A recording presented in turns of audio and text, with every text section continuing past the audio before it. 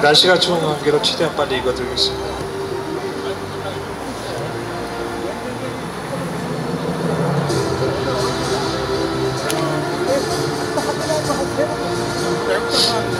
전국 법관 대표회의의 탄핵을 요구합니다.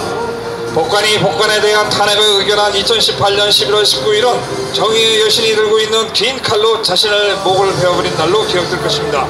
그날 전국 법관대표회의에서 이루어진 법관들에 대한 탄핵 의결은 내용, 절차, 성격 그 어느 곳에서도 정당성을 가지지 못하는 다분히 정치적인 행위로 생각하며 그러한 의결에 이른 전국 법관대표회의의 탄핵을 요구합니다. 더하여 잘못된 의결을 바로잡아야 한다는 대한민국 사법부와 동료 법관들에 대한 중심에서 탄핵의 필요성에 대하여 전체 법관들의 대상으로 하는 직접 투표 내지는 설문조사를 지시할 것을 제안합니다. 전국 법관대표회의 권한남용의 정도는 도를 넘었습니다. 전국 법관대표회의의 권한남용의 정도는 도를 넘었습니다.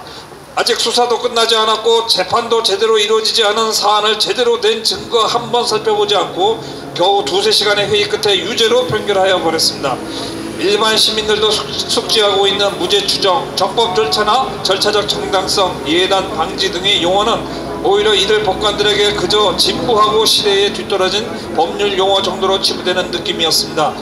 이제 전국 법관대표회의가 유죄로 판결하였으니 관련 사건을 배당받은 재판부의 운신의 폭은 지극히 좁아졌고 어떻게 판결하더라도 비난을 피하기 어렵습니다. 유죄를 하면 다수에 굴복했다는 비판이 무죄로 하면 전국 법관대표회의가 우스꼴이 되게 생겼습니다. 이번 전국 법관대표회의의 의결이야말로 우리 헌정사에서 가장 나쁜 사법파동입니다. 온 나라가 많은 사안에서 농단이라는 단죄로 뒤숭숭한데 다른 모든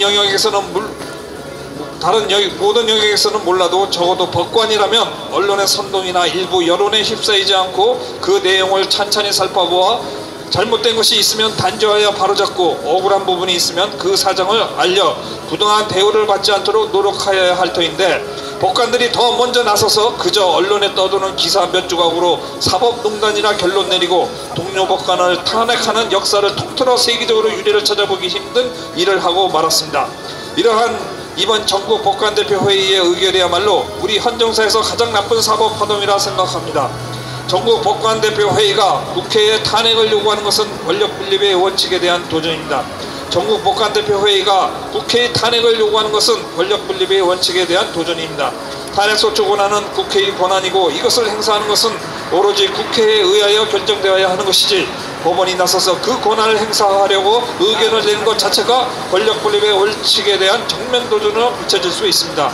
실제로 어느 국회의원은 국회가 법원에 대해 피고인을 엄벌해달라고 의견을 낼 수 없다는 것과 마찬가지로 법원도 탄핵소추해달라고 의견을 낼 수 없다고 지적을 하면서 그러한 의견안을 낸 것 자체가 상권분리 위반으로 탄핵소추 사유에 해당한다라고 지적하고 있습니다. 제대로 된 증거조사를 통한 사실 확정도 되지 않았는데 국회가 나서서 이 법관들이 위법행위를 한 것으로 몰아붙여도 나서서 절차의 정당성을 주장하고 법원의 정당한 판단을 기다릴 것을 요구하여야 하는데 오히려 법원인이 나서서 먼저 그들에게 무릎을 꿇고 굴복하며 수치를 초래하였습니다. 법관에게 비위가 발견되고 그 정도가 금고 이상의 형을 선고할 정도이라면 그때 가서 파면하면 될 일입니다. 헌법에 의하면 법관은 탄핵이나 금고 이상의 형의 선고에 의하지 아니하면 파면되지 않는다고 정하고 있습니다. 만약에 모든 형사 사법 절차를 거쳐서 법관에게 비위가 발견되고 그 정도가 금고 이상의 형을 선고할 정도라면 그때 가서 파면하면 될 일입니다. 금고형 이상이 아닌 벌금형 정도를 선고할 만한 사안에 대하여 탄핵이라는 강한 증거를 더하여야 할 특별한 사정도 보이지 않습니다. 혹여 이전 대법원에 큰 잘못이 있다고 하더라도 당시 수뇌부에 계셨던 분들이 대부분 퇴직하셨고 현재 법원에 남아있는 사람들은 그분들이 지시를 받아 업무를 수행할 심의관들이 주가 아닐까 생각합니다.